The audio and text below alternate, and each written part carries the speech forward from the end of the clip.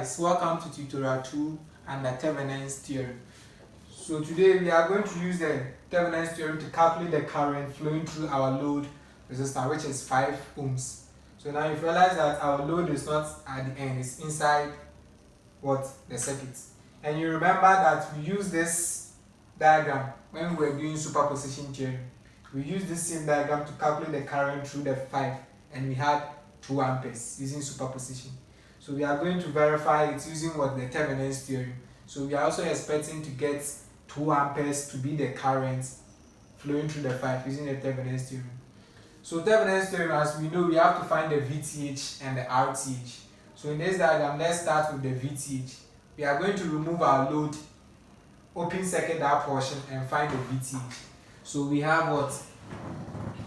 That's the first thing you need to think of.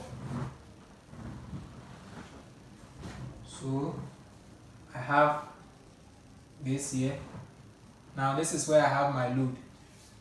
So I'll remove it. I have this. I have that. Okay. So this is 2 amperes, 2 ohms, 3 ohms, 10, 40 and 10 volts. So I'm going to get my VTH from this portion. I'm going to calculate for my VTH at that portion. And as I said, VTH is a voltage, so it will have polarity. So let's say we have the plus, minus. Okay. Now, how then can we get the value of the VTH? Let's use the idea of the KVL. We are going to select a loop where the VTH is part of. There can be a lot of loops, but select one and analyze that loop. So see that if I consider this small loop here, I don't have the VTH being part of this loop. So I won't consider here. I can consider here because the VTH is part of this loop. I can also consider here because it is part of this loop. But I won't choose this loop because if I'm writing KVL, I have a current source which will make it difficult for me. So I won't consider this loop. But then don't forget we have an outer loop. We have the loop here. Okay, the outer loop, the 10, the 3, and the VTH are also forming another loop. So you can choose the kind of loop you want to use and analyze your KVL. Okay, so I won't choose this smaller loop. Why? If I choose this smaller loop, it means if I need to get my VTH, I'll have to get the voltage for this 3, this 10, and this 40. Good, you can even join this 10 and 40 to be 50. Okay, it means I need to get the voltage for the 50, this 3, before I can get my VTH. Because if I write KVL here, this will give me equal to 0. Then I'll make my VTH the subject. So the VTH should depend on the voltage here and the voltage here. And that one will make the work much difficult because I'll be solving voltages for a lot of resistance. But then if I consider this outer loop here, it means I'll need, for me to get VTH, I'll need this voltage and the voltage for the 3. And I already have the voltage here because it is a voltage source. So I just have to use the diagram to get the voltage for the 3. Then either add or subtract, and that one will give me my VTH. So between these 2 loops, this and the outer loop, you can choose any of them. But I'm going to choose the outer loop so that I can solve for just the voltage across the 3. Okay, so now we've analyzed our circuit and we've seen that for us to get VTH, it is this 10 and the voltage for this 3. So we are going to solve for the voltage for the 3, because that's what we need to get our VTH. And now in this diagram too, we were not given only a single source, we were given 2 sources, a voltage and a current. Meaning the voltage for the 3 that we need to get, we first of all have to let each of the sources act. Meaning we are going to apply superposition here to get the voltage for the 3 because the sources are 2. So as I said, Thevenin is all about finding the VTH and RTH. So the approach or the format you use to find VTH, we don't care.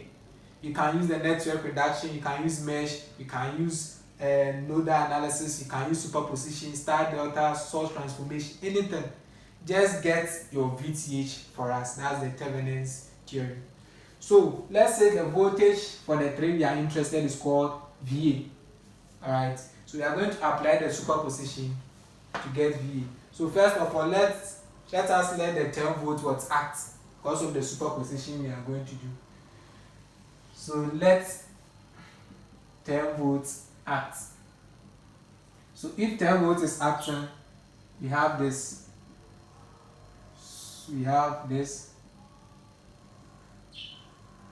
Good. Now 10 and 40, as we said, they are in series. So I can just add them together right now. I get 50. I have this. I have that. And I'll deactivate what? The source here. Please, the VTH here is open circuited. I'm not going to bring that branches here because it has been open circuited. So now your focus here shouldn't be the VTH. Your focus here should be what? The 3 ohms. Because we need to find its voltage before we can even think of what? The VTH. So just focus on what? This 3 ohms here. Just focus on getting the voltages for the 3 before you can think of finding your VTH. So when this is acting, let's say the voltage across the 3 is what? VA prime. So let's calculate for VA prime. When now you have a single source, so our network reduction can work. Current is being produced from here. When it gets to this junction, what will the current do? The current won't split. Why? Because this portion of the branch is a complete branch and a portion of it has been open circuited. That's due to this one when we were turning it off. So it means no current is going to flow here. But the current from here will flow through what? The 50. So if no current is flowing through the 3, it means its voltage is what? 0. V is equal to IR. I is 0. So 0 times 3 is 0.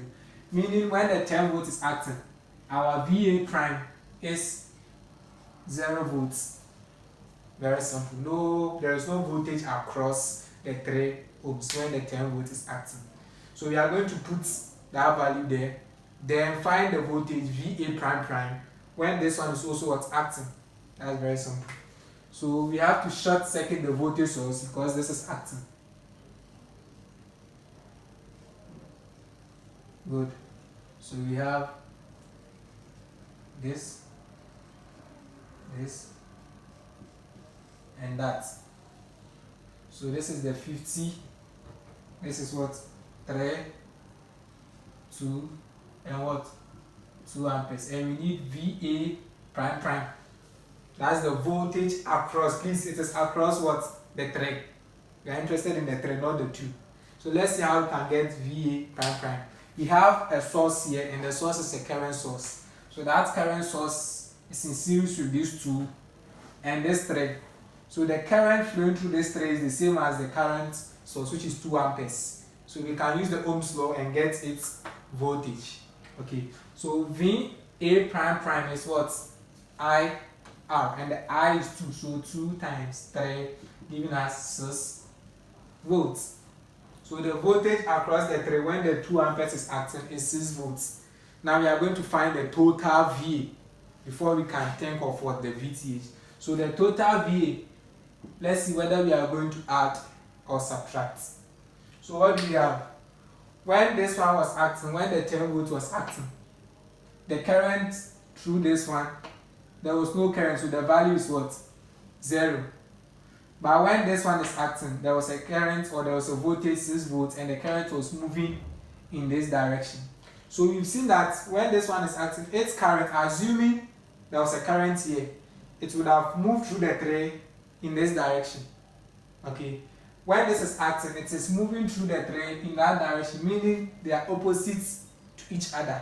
So if you want to find the total voltage, it should be what? The difference between the voltages here and here, because they are moving in opposite direction. But thank God the voltage across the 3 is 0. So we can have the voltage VA to be what? Either 6 minus 0 or 0 minus 6. But you can focus on what? The positive, since we don't know the actual direction on this 3. So just find the difference between the 2. So our VA is going to be VA prime minus VA prime, and that is what? 6 minus 0, giving us 6 what? Volts. So 6 volts is the VA, that's the voltage across the 3. It is not our VTH, it is the VA. So we are now going to use the VA together with this 10 and get the VTH. You see the idea, very simple. So as we said, let's write KVL. Now we found the voltage here, so we are now going to see, are we going to add these two or we are going to subtract? It is not automatic. It has to depend on what the current direction. So if you are writing KVL here, I will need the voltage here, which I have plus and minus. But this VA, what is the polarity? Is the plus here, the minus here, or the plus here, the minus here? That one too, we have to take care of that one because we are going to write KVL. But that one will result from the superposition we did. So we realized that when we did superposition, there was no current flowing through this thread when this is acting. Okay, but the current flowing through this thread was as a result of what? The 2 amperes. So it means the polarity that is going to be on this voltage here, it should be based on what? The direction of the current when the 2 amperes was acting. There is a polarity here, but we don't know if it is resulting from when this was acting or when this was acting. So just check the values of their voltages or current. When this is acting, there was no current, so current is 0, meaning there was no current flowing in this direction. But when this is acting, there was a current flowing here, which is 2 amperes. So between these two, it was this one which was giving current here. So the polarity on this thread will be as a result of these two, which is what? Plus, minus, because it is moving in this direction. Okay, so the polarity on this thread, the VA, will be what? Plus, minus. Assuming that the 10 volts produced a current through this thread, assuming the 10 volts, when we did our calculation, we saw that there was a voltage here, let's say 9 volts. So if I have 9 volts, the 9 volts is now greater than what? The 6 volts. Meaning the polarity on that thread will be based on the voltage, which is bigger.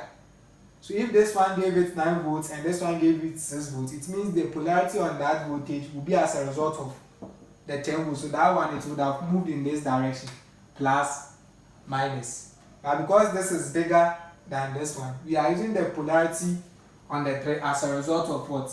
The 2. So take note of a question like that in your exams. Take notes. So now let's write our KVL. So in writing the KVL, we are starting from the VTH. Let's say we have plus minus. So we will be having minus the VTH. Okay, we are moving clockwise. So minus the VTH, we can be a plus the 10. Then we move here. We are going in this direction. So plus VA is equal to 0. So it means my VTH is going to be a 10 plus VA. So I just have to add these two voltages and that will give me my VTH. So I have 10 plus 6, which is what? 16 volts. So my VTH is equal to 16 volts. Now we are supposed to find the next thing, which is RTH from this diagram. So just claim where you have your VTH, write RTH. But in the RTH, there should be no source. So turn off any sources that you have and find RTH. So in turning off this, I'll have a short circuit, a voltage source. I have this branch having a resistance of 50. I have this 3. Now I'm going to find what? My RTH here. So RTH. I have 2. Now I'm also going to turn off this. So I have to open circuits. So 2, 3, 50. So what then will be the value of the RTH? And as I said, in finding RTH, just assume that there's a current flowing on the branch of the RTH. So RTH has 2 branches, so let's assume that there's a current flowing on this branch here. Okay, if that's the case, it means this current, when it gets here, it means 2 branches. But don't forget that this branch has been open circuited because of this current source here. That branch has been open circuited. So the current won't split. It will end up passing on this branch. It will pass through the thread. When it gets to this junction 2, it sees 2 branches. But one of them has resistance to be 0, short circuit. It means the current here will also avoid what? It will avoid this 50 and also pass here. So we have current avoiding these two, current avoiding this 50.